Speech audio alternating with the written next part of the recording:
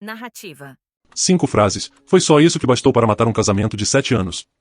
Na noite de sexta-feira, eu estava sentado no meu escritório em casa, encarando a tela do computador, mas minha mente não estava mais nos relatórios trimestrais. Ela estava repassando cada palavra venenosa que tinha saído da boca da minha esposa ao longo da semana passada. Cada frase tinha sido entregue com precisão cirúrgica, projetada para cortar fundo e deixar cicatrizes. Mas em vez de me destruir como ela provavelmente esperava, elas fizeram algo completamente diferente. Elas me acordaram. Na segunda-feira de manhã começou como qualquer outra. Eu estava fazendo café na nossa cozinha quando ela entrou, já vestida para o trabalho, rolando o feed do celular com aquela expressão familiar de irritação. Sem nem levantar os olhos, ela jogou a primeira bomba. Você sabe, eu tenho pensado, talvez a gente só tenha se contentado um com o outro. Assim mesmo. Sem contexto, sem aviso. Ela disse isso do mesmo jeito que alguém pode comentar sobre o tempo. Eu parei no meio do ato de servir, olhei para ela e perguntei o que ela queria dizer. Ela finalmente levantou os olhos do celular, deu de ombros e disse, nada. Esquece que eu falei isso. Mas eu não esqueci. Como eu poderia? Aquela frase ecoou na minha cabeça o dia inteiro no trabalho. A gente se contentou um com o outro. 7 anos de casamento, e era assim que ela nos via? Era assim que ela me via. Eu percebi então que isso não era algum pensamento aleatório. Isso era calculado. Isso era ela testando as águas, vendo como eu reagiria ao desrespeito dela. Terça-feira trouxe a frase número 2 durante o jantar. A gente estava comendo comida para a viagem daquele lugar tailandês que a gente costumava adorar, sentados um de frente para o outro em silêncio. Do nada, ela disse. Eu fico imaginando como teria sido minha vida se eu tivesse feito escolhas diferentes.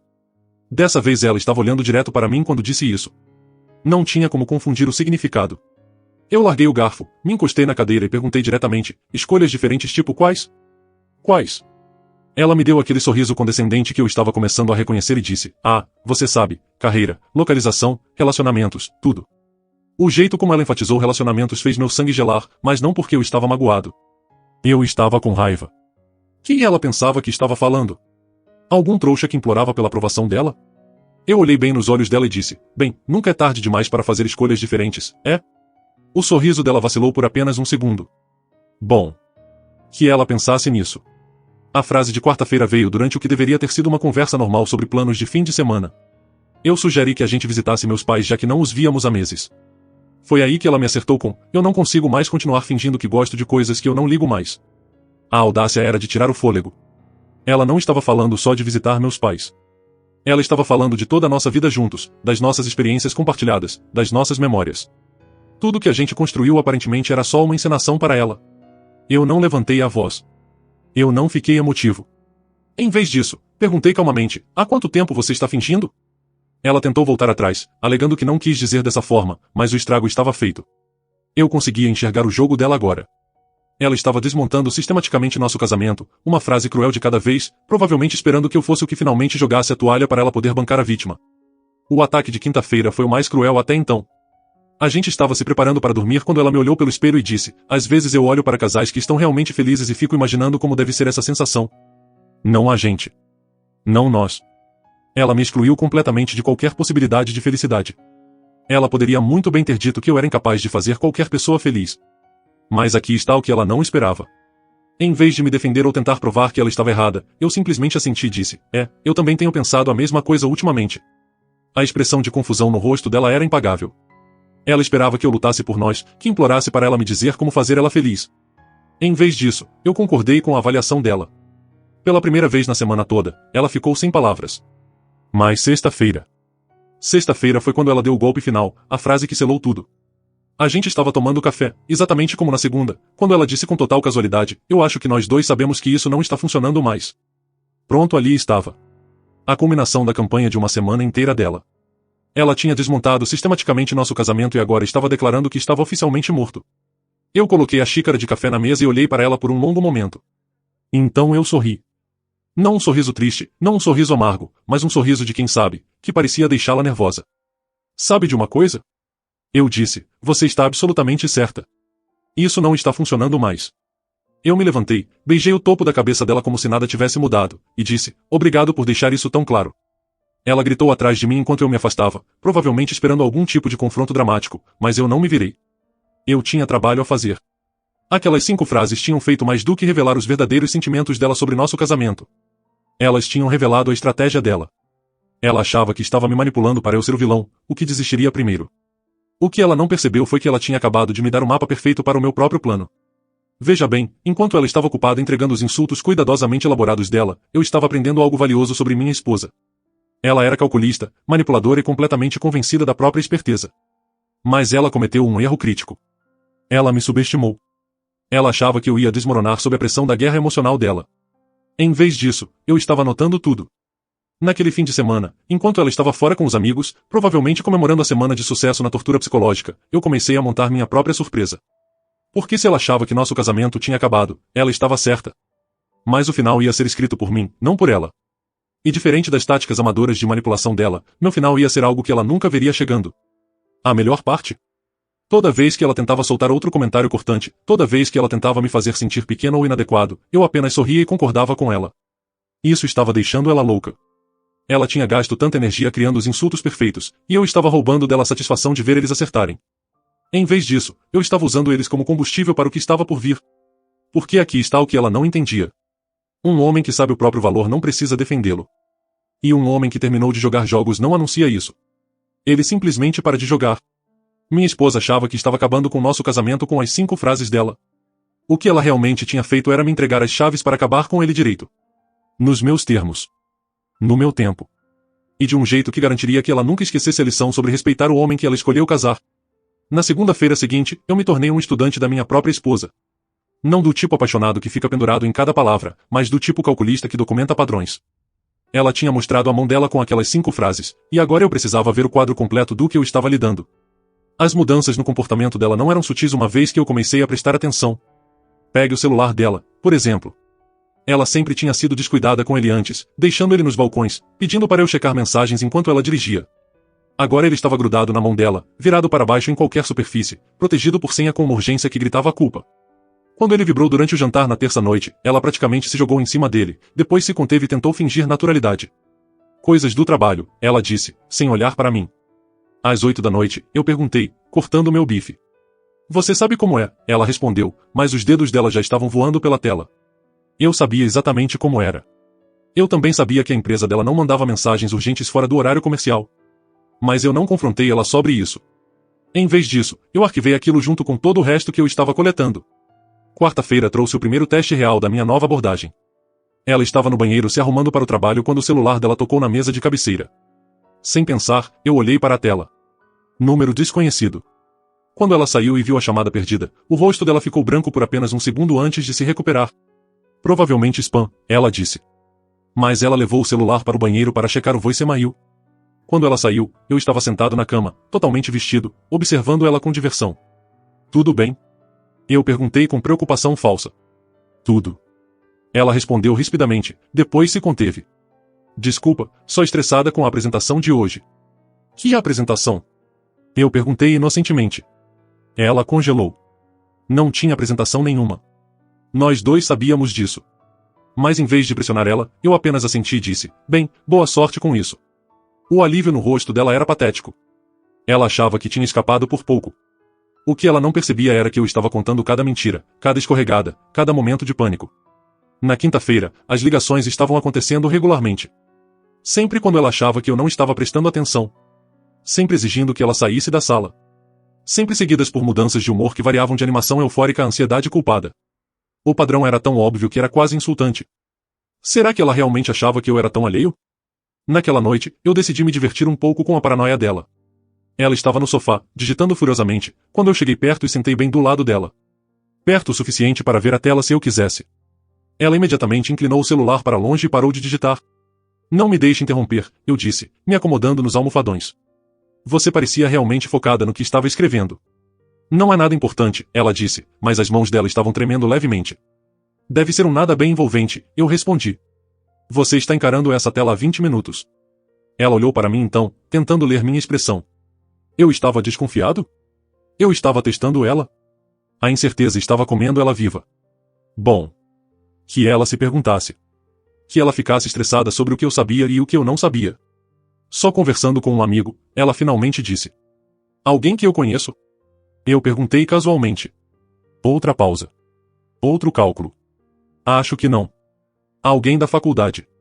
Que legal, eu disse, pegando o controle remoto. É bom reconectar com velhos amigos. A ironia não me passou despercebida. Aqui estava ela, provavelmente planejando minha destruição emocional com algum outro homem, e eu estava calmamente incentivando as conexões sociais dela. A dissonância cognitiva claramente estava bagunçando a cabeça dela. Sexta-feira trouxe o confronto que eu estava esperando. Ela tinha agido cada vez mais erraticamente a semana toda, dividida entre a emoção das atividades secretas e o estresse de escondê-las de alguém que ela achava que era completamente alheio. A pressão finalmente chegou ao limite durante o que deveria ter sido uma simples conversa sobre planos de fim de semana. A gente provavelmente precisa conversar, ela disse no café da manhã, usando aquele tom sério que as pessoas usam quando vão dar mais notícias. Sobre o quê? Eu perguntei, sem tirar os olhos dos ovos. Sobre a gente. Sobre para onde isso está indo. Eu larguei o garfo e dei toda a minha atenção para ela. Para onde o que está indo? Nosso casamento, ela disse, como se estivesse explicando algo para uma criança. A gente tem tido problemas. Temos? Eu perguntei com curiosidade genuína. Eu não tinha notado nenhum problema do meu lado. Isso pegou ela desprevenida. Ela esperava que eu concordasse, que reconhecesse os problemas que ela tinha fabricado a semana toda. Em vez disso, eu estava forçando ela a articular exatamente que problemas ela estava falando. Bem, a gente mal conversa mais, ela disse fracamente. A gente está conversando agora, eu apontei. Não é isso que eu quero dizer, e você sabe disso. Na verdade, eu não sei disso, eu disse, me encostando na cadeira. Por que você não explica exatamente o que quer dizer? Ela estava ficando frustrada agora. Isso não estava indo de acordo com o roteiro dela.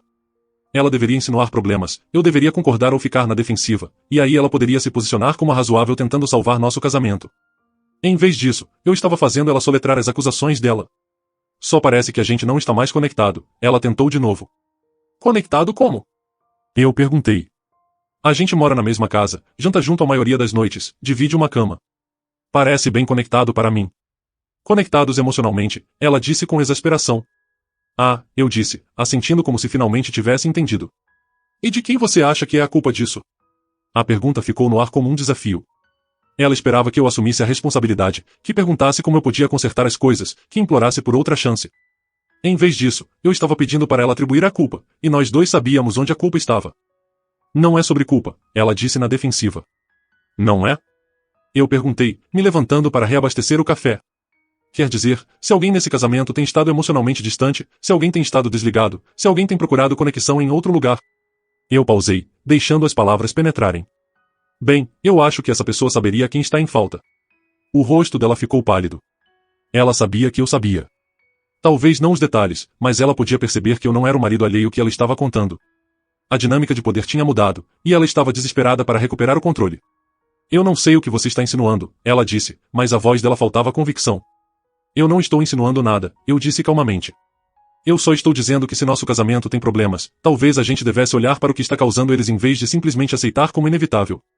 Naquele fim de semana, enquanto ela supostamente estava fazendo compras com amigos, eu fiz algumas ligações minhas. Não para investigadores particulares ou advogados de divórcio, ainda não. E isso viria depois. Essas ligações foram para pessoas que nos conheciam como casal, pessoas que poderiam ter notado coisas que eu perdi. Meu irmão, a irmã dela, amigos em comum que poderiam ter ouvido algo ou visto algo que preenchesse as lacunas. O quadro que emergiu foi esclarecedor. De acordo com a irmã dela, ela vinha fazendo perguntas hipotéticas sobre divórcio há meses. De acordo com nosso amigo em comum, ela foi vista almoçando com algum cara da academia dela em várias ocasiões. De acordo com meu irmão, ela vinha fazendo perguntas estranhas sobre minha agenda de trabalho e quando eu viajaria. Ela não estava só traindo.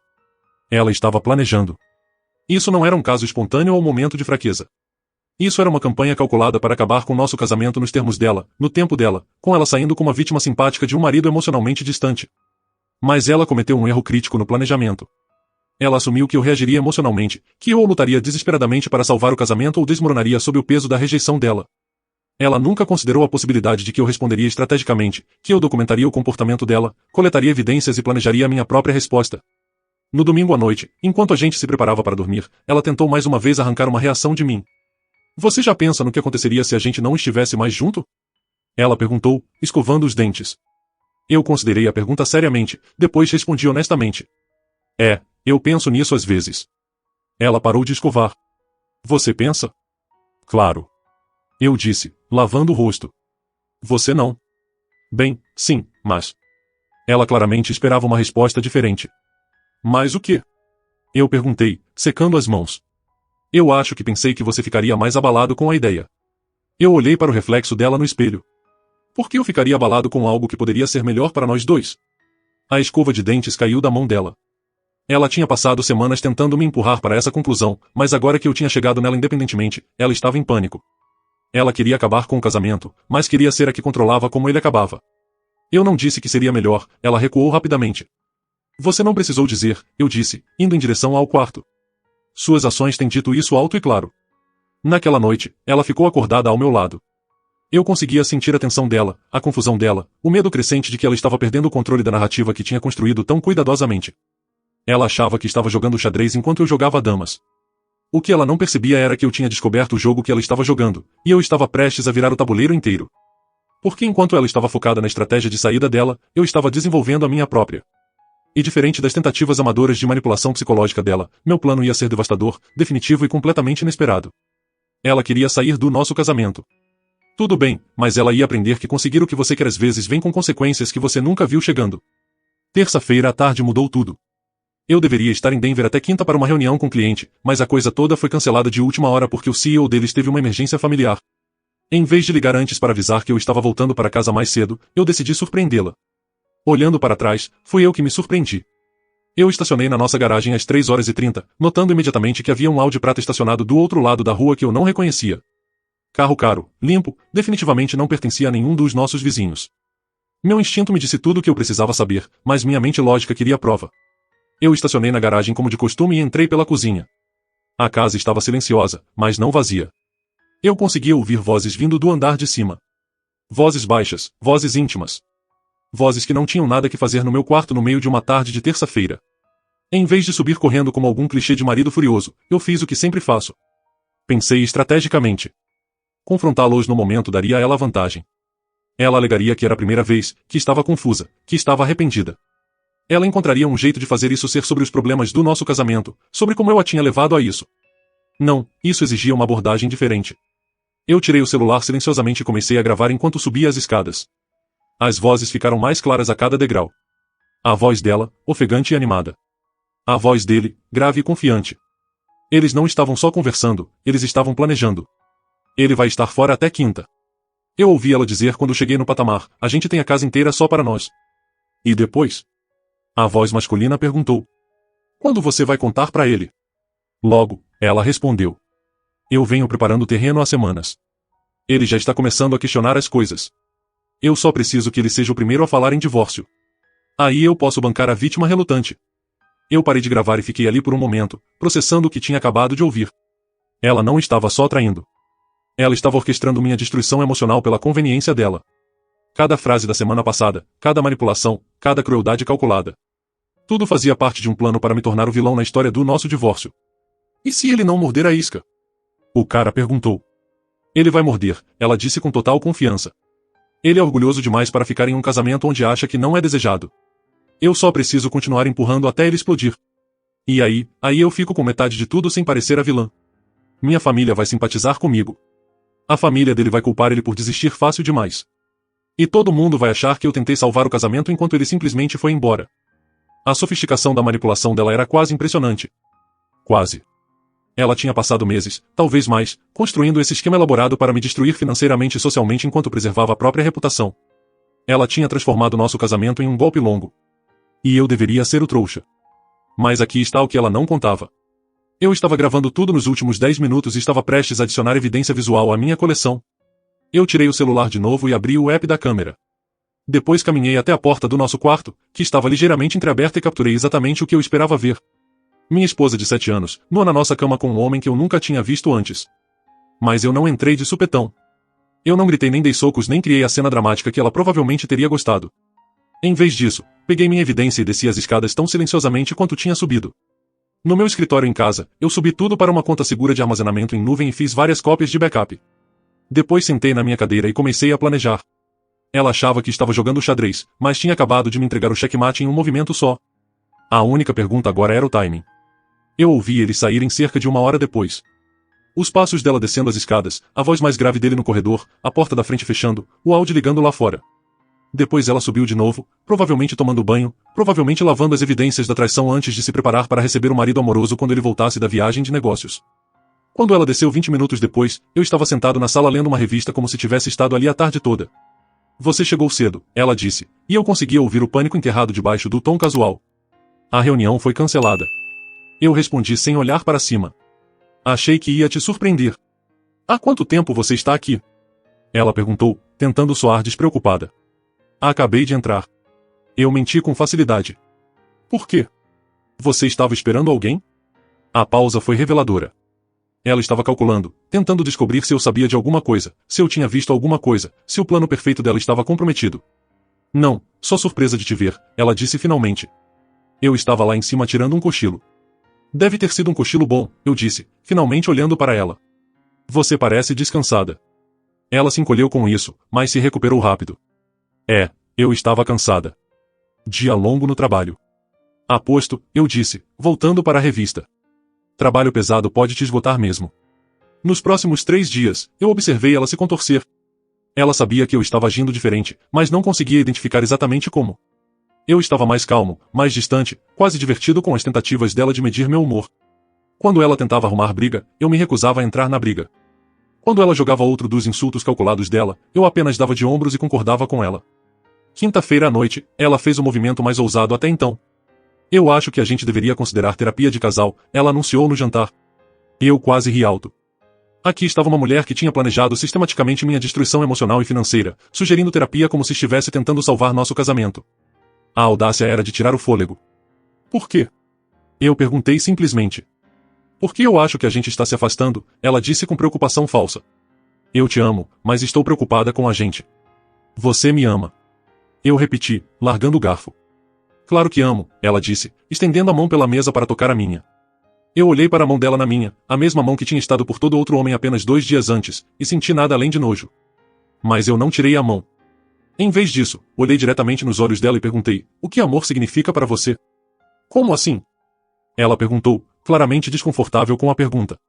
Eu quero dizer, como você define amor? Como ele se parece na prática? Ela estava encurralada. Se ela desse a resposta padrão sobre confiança e fidelidade e compromisso, estaria descrevendo tudo o que ela estava violando. Se ela desse alguma versão diluída, revelaria que a definição de amor dela era conveniente e egoísta. Significa se importar com a felicidade de alguém, ela disse cuidadosamente. A felicidade de quem? Eu perguntei. O quê? A felicidade de quem? Sua ou minha? Porque ultimamente parece que a sua versão de amor é garantir que você esteja feliz, independentemente de como isso me afeta. Ela tentou negar, tentou virar a conversa de volta para minha suposta distância emocional, mas eu cortei ela. Sabe o que eu acho? Eu disse, me encostando na cadeira, eu acho que você já desistiu desse casamento. Eu acho que você está só cumprindo tabela, esperando o momento certo para sair. E eu acho que toda essa sugestão de terapia é só outra forma de ganhar tempo para se posicionar como vítima. O rosto dela ficou branco. Eu estava perto demais da verdade, e ela sabia disso. Isso não é justo, ela disse fracamente. Não é? Eu perguntei. Porque do ponto de vista de onde eu estou sentado, tudo o que você disse e fez nas últimas semanas foi projetado para me afastar. A pergunta é, por quê? Se você quer sair, por que não diz simplesmente? Por que todo esse jogo? Eu não quero sair, ela mentiu. Sim, você quer. Eu disse com total certeza. A pergunta é se você quer acabar com esse casamento honestamente, ou se quer continuar jogando esses jogos de manipulação até eu fazer isso por você. Ela estava respirando em pânico agora, percebendo que o plano cuidadosamente construído estava desmoronando. Eu deveria estar emocional, desesperado, implorando para ela lutar por nós.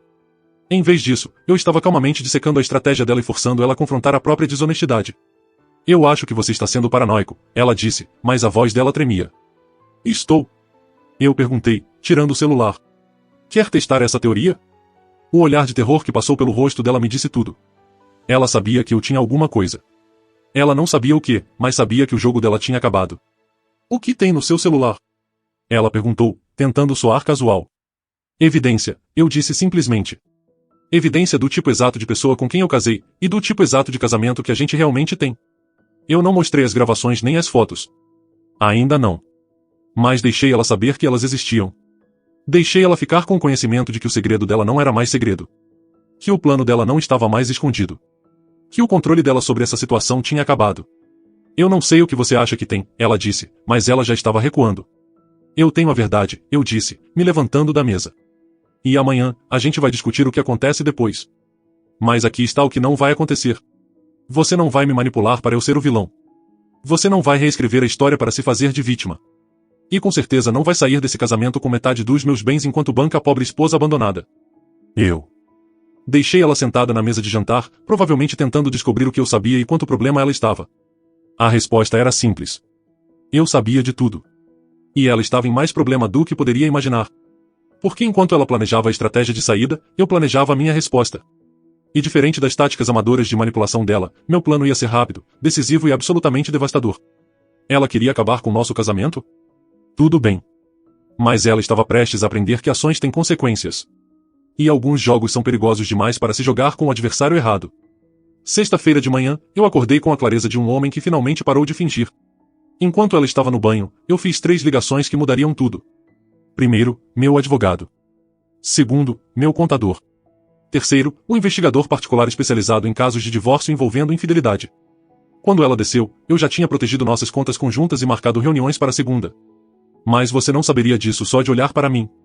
Eu estava sentado na mesa da cozinha com meu café e jornal, a imagem da normalidade suburbana. Dormiu bem? Eu perguntei sem olhar para cima. Bem, ela disse. Mas a voz dela estava tensa. E você? Como um bebê, eu respondi. Nada como uma consciência limpa para uma boa noite de sono. Ela serviu o café com as mãos tremendo. A pressão psicológica estava pegando ela, e nós dois sabíamos disso. Sobre ontem à noite, ela começou cuidadosamente. O que tem? Eu perguntei, virando a página. Eu acho que talvez a gente tenha dito coisas que não quis dizer. Dissemos? Eu olhei para ela então, com expressão neutra. Eu quis dizer cada palavra que falei. E você? Outra armadilha. Ela não podia recuar sem parecer manipuladora, mas avançar significava entrar mais fundo na minha teia. Eu só acho que a gente deveria falar com alguém profissional, ela disse fracamente. Concordo completamente, eu disse, dobrando o jornal. Na verdade, eu já marquei para a gente falar com vários profissionais na próxima semana. A cor sumiu do rosto dela. Que tipo de profissionais? O tipo que ajuda as pessoas a acabar com casamentos direito, eu disse, me levantando para reabastecer o café. Já que é claramente isso que você quer, achei que devíamos fazer direito. Aquele fim de semana foi uma aula magna de guerra psicológica. Quando ela tentou me seduzir no sábado à noite, eu recusei educadamente, dizendo que não estava me sentindo emocionalmente conectado. Quando ela tentou arrumar briga no domingo de manhã, eu concordei com cada crítica, roubando dela o conflito que ela queria. Você está agindo estranho. Ela finalmente explodiu no domingo à tarde. Estranho como? Eu perguntei do sofá onde estava assistindo futebol. Calmo demais, distante demais. Talvez eu esteja só finalmente enxergando as coisas claramente, eu disse sem tirar os olhos da tela. Enxergando o que claramente? Tudo. Eu disse simplesmente. Você, eu, a gente, toda essa situação. É impressionante como as coisas ficam muito mais claras quando você para de tentar consertar algo que já está quebrado. Segunda-feira trouxe o primeiro dominó. Meu advogado explicou exatamente quanto o caso dela ia custar para ela. No nosso estado, adultério era motivo para divórcio com culpa, o que significava que ela podia esquecer de levar metade dos meus bens.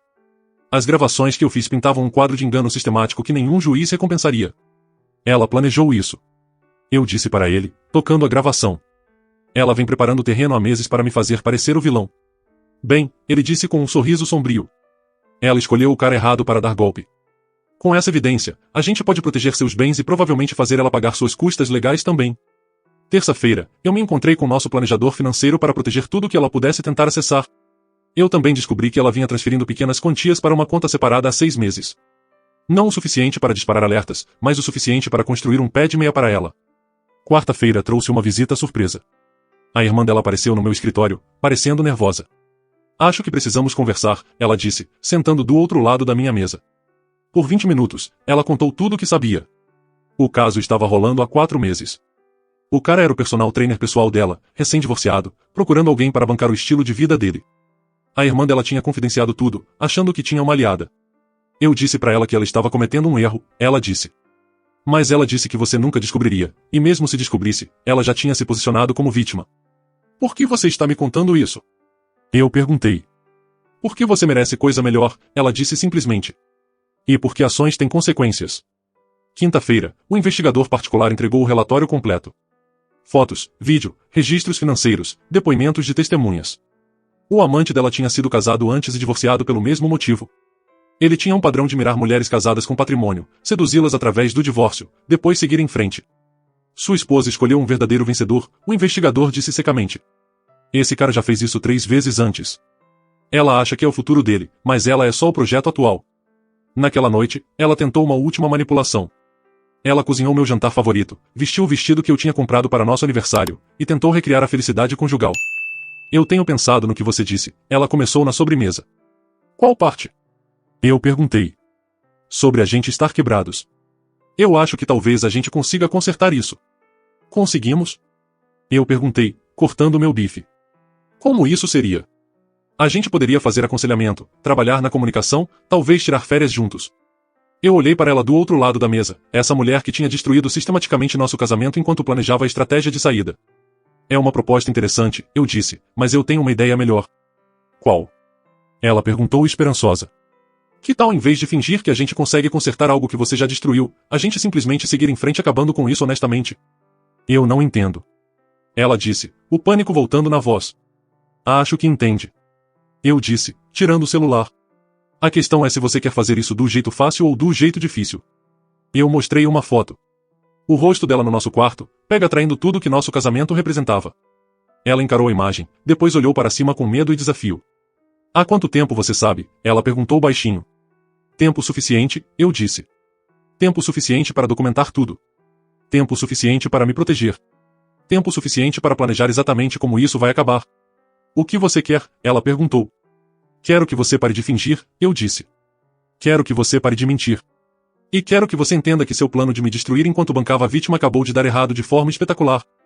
Ela tentou chorar então, tentou bancar a esposa arrependida. Mas lágrimas de crocodilo não funcionam em alguém que ouviu você planejando a destruição dele. Guarde isso, eu disse calmamente.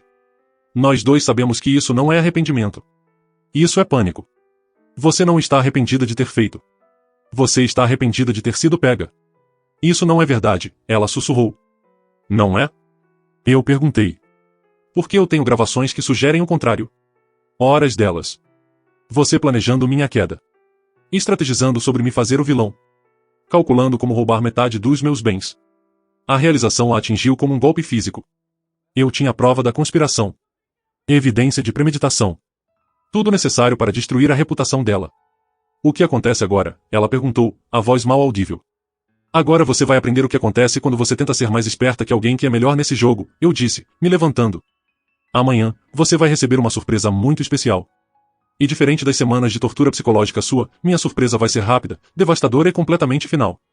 Sexta-feira de manhã chegou com a precisão de um ataque cirúrgico. Enquanto ela se arrumava para o trabalho, provavelmente planejando outro encontro secreto com o treinador dela, eu estava no andar de baixo preparando o ato final do nosso casamento. O envelope estava no balcão da cozinha como uma bomba esperando para explodir. Papéis de divórcio, documentos de proteção de bens, e um pendrive contendo cada pedaço de evidência que eu tinha coletado. Mas essa não era a surpresa. Isso era só a papelada. A verdadeira surpresa estava parada na nossa garagem. Querida, eu chamei lá de cima. Você pode descer aqui um minutinho? Ela apareceu no topo da escada, parecendo confusa com meu tom casual. O que houve? Nada houve, eu disse, apontando para a porta da frente. Só quero te mostrar uma coisa. Ela me seguiu para fora, ainda de roupão, e parou morta quando os viu. O Audi prata do namorado dela estava estacionado atrás do meu carro, e ele estava parado ao lado dele parecendo que preferia estar em qualquer outro lugar. Mas essa não era a melhor parte. A melhor parte era o carro dos pais dela estacionado do outro lado da rua, com os dois sentados lá dentro, encarando a cena com confusão óbvia. O que é isso? Ela sussurrou, o rosto ficando branco. Isso, eu disse calmamente, é responsabilidade. Eu tinha ligado para todo mundo na noite anterior. Os pais dela, meus pais, a irmã dela, nossos amigos em comum, dizendo que tinha algo importante que eles precisavam ver, algo que explicaria por que nosso casamento estava acabando. Eu tinha sido cuidadoso para não revelar demais, só o suficiente para garantir que eles aparecessem. O treinador dela olhou entre nós nervosamente. Olha, cara, acho que houve um mal-entendido. Nenhum mal-entendido, eu disse, tirando o celular. Você é exatamente quem eu pensei que era. Eu toquei a gravação alto o suficiente para todo mundo ouvir. A voz dela, planejando minha destruição emocional. A voz dele, incentivando a manipulação dela. As vozes deles, conspirando para roubar meus bens enquanto me pintavam como vilão. Os pais dela saíram do carro, parecendo chocados. O rosto da mãe dela desmoronou quando percebeu o que estava ouvindo. A expressão do pai dela endureceu quando entendeu a extensão da traição da filha. Por favor, ela implorou, agarrando meu braço. A gente pode resolver isso. Em particular? Eu perguntei, tirando o braço dela. Como você resolveu seu caso em particular? Como você planejou minha destruição em particular? Não, acho que público é exatamente o cenário certo para essa conversa. Meus próprios pais chegaram então, junto com a irmã dela e dois dos nossos amigos mais próximos. Eu cronometrei perfeitamente.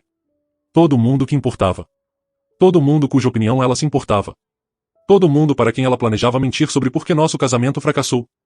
Quero que todo mundo aqui entenda uma coisa. Eu anunciei, minha voz ecoando pelo silêncio da manhã suburbana. Essa mulher passou meses planejando me destruir. Ela teve um caso, moveu dinheiro para contas secretas, e orquestrou uma campanha para me fazer parecer um marido ruim enquanto bancava a vítima inocente. Eu levantei o pendrive. Tudo está aqui. O caso, a manipulação financeira, a tortura psicológica. Cada mentira que ela contou. Cada esquema que ela bolou. Cada momento que ela traiu não só a mim, mas todo mundo que confiava nela. O treinador tentou ir embora, mas eu bloqueei o caminho dele. Ah não, você não vai a lugar nenhum. Você também faz parte dessa história. Conte para todo mundo como você já fez isso antes. Conte sobre seus outros 3 casamentos, seu padrão de mirar mulheres casadas pelo dinheiro delas. Ele olhou ao redor para a multidão reunida, percebeu que estava encurralado, e decidiu cortar as perdas. Isso é loucura, moça. Eu nunca te prometi nada. Você sabia o que era isso. A traição no rosto dela foi impagável. O grande amor dela, o motivo para destruir nosso casamento, tinha acabado de se revelar como nada mais que um predador usando ela por dinheiro e conveniência.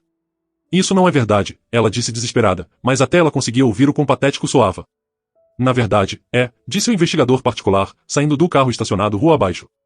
Eu tenho documentação do padrão dele com alvos anteriores. Sua esposa era só a próxima na fila. A multidão estava crescendo. Vizinhos estavam saindo para ver o que estava acontecendo. Os colegas de trabalho dela saberiam disso até o almoço. O círculo social dela ia falar disso por meses. Quer saber a parte mais patética? Eu perguntei, me dirigindo à plateia mas olhando diretamente para ela. Ela achava que era esperta. Ela achava que estava jogando xadrez enquanto eu jogava damas. Mas ela era só mais uma trouxa em um golpe antigo, e era arrogante demais para enxergar isso. A mãe dela finalmente falou, a voz tremendo de decepção. Como você pôde fazer isso? Como você pôde jogar fora tudo de bom na sua vida por isso? Mãe, você não entende, ela começou, mas o pai dela cortou ela. Eu entendo perfeitamente, ele disse friamente. Eu entendo que você não é a filha que eu criei. A filha que eu criei tinha integridade. O treinador tinha ouvido o suficiente. Ele entrou no carro e foi embora, deixando ela lá parada de roupão, exposta e abandonada na frente de todo mundo que importava para ela.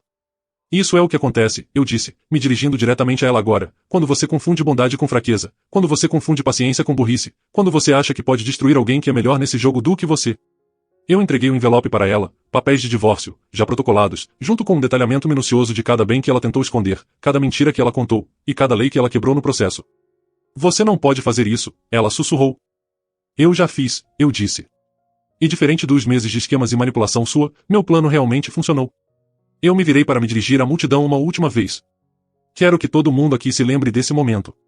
Lembre o que acontece quando alguém escolhe engano em vez de honestidade, traição em vez de lealdade, e ganância em vez de amor.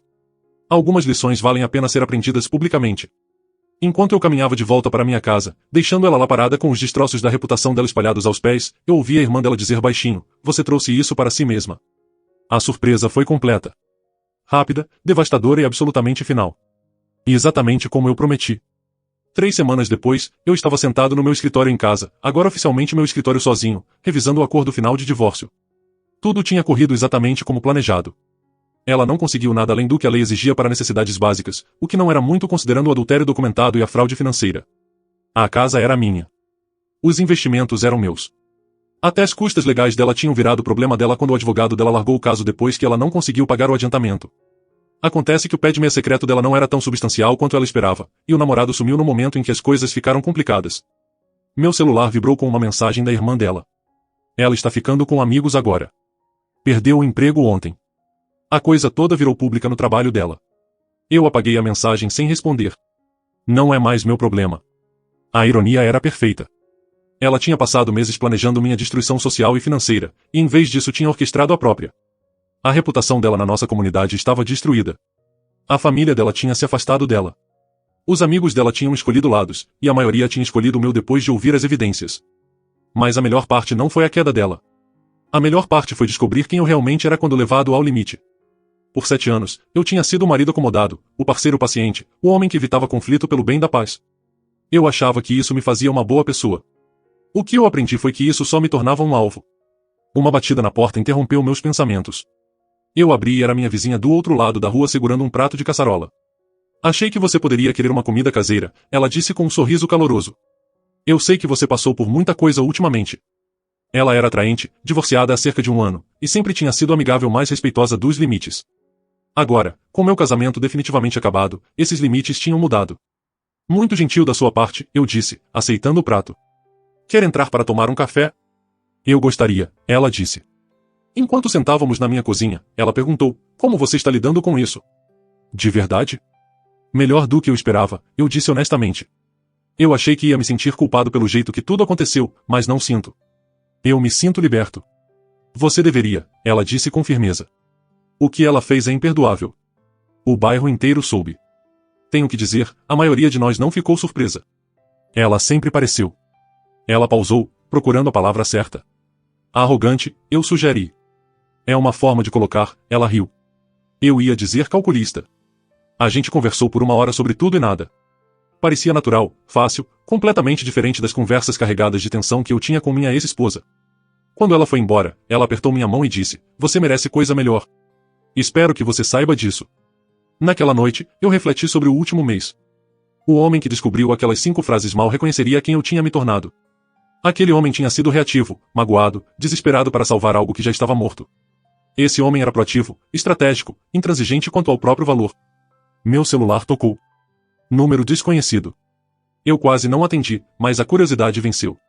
Sou eu. Veio a voz da minha ex-esposa, quebrada e desesperada. Eu sei, eu disse calmamente. Eu cometi um erro enorme. Eu sei disso agora. Sim, você cometeu. Eu concordei. A gente pode conversar? A gente pode tentar consertar isso? O velho talvez tivesse sentido pena dela, talvez tivesse sido tentado a jogar uma corda para ela. O novo eu entendia que algumas pontes precisam ficar queimadas. Não, eu disse simplesmente, por favor. Eu não tenho mais lugar para ir. Eu perdi tudo. Você não perdeu tudo. Eu corrigi ela. Você jogou tudo fora. Existe diferença. Eu te amo, ela disse desesperada. Não, você não ama. Eu respondi sem emoção. Você ama a segurança que eu proporcionava, o estilo de vida que eu permitia, a rede de segurança que eu representava. Mas você nunca me amou. Se tivesse amado, você não teria sido capaz do que fez. Isso não é verdade, ela soluçou. É verdade, eu disse. E nós dois sabemos disso. Você fez sua escolha quando decidiu que eu era descartável. Agora você vive com as consequências dessa escolha. Você está diferente, ela disse. E pela primeira vez na conversa, ela estava certa sobre alguma coisa. Sim, eu confirmei. Eu estou melhor. Eu desliguei e bloqueei o número dela. Aquele capítulo da minha vida tinha acabado, e eu não tinha intenção de reabrir. 6 meses depois, minha vizinha e eu estávamos oficialmente namorando. Ela apreciava minha franqueza, minha recusa em jogar jogos, minha comunicação clara sobre limites e expectativas. Eu tinha aprendido que respeito não é algo que você negocia ou implora. É algo que você comanda através das suas ações e mantém através dos seus padrões. O namorado treinador da minha ex-esposa tinha seguido para o próximo alvo, exatamente como previsto. Ela tentou me contatar através de amigos em comum, através das redes sociais, até através do meu advogado. Cada tentativa recebeu a mesma resposta, silêncio. Algumas pessoas merecem segundas chances. Algumas pessoas merecem enfrentar todas as consequências das escolhas delas. As 5 frases que acabaram com meu casamento me ensinaram algo inestimável. Quando alguém te mostra quem realmente é, acredite na primeira vez. Quando alguém trata seu amor como uma arma para usar contra você, desarme essa pessoa tirando ele dela. Quando alguém aposta contra você, faça questão de que essa pessoa perca tudo. Eu aprendi que ser um homem bom não significa ser um homem fraco. Que ser gentil não significa ser um trouxa. Que amar alguém não significa aceitar desrespeito dele. Mais importante, eu aprendi que alguns finais não são tragédias. Às vezes eles são exatamente o que você precisa para se tornar a pessoa que você sempre deveria ter sido. E às vezes a melhor vingança não é vingança nenhuma. É simplesmente viver bem sem eles. Nossa história chegou ao fim. Se você chegou até aqui, que tal se inscrever no nosso canal? Isso nos ajuda imensamente. Eu selecionei 2 outros vídeos para você que tenho certeza de que você vai gostar. Fique à vontade para clicar neles. Eu estarei te esperando na próxima história. Até breve.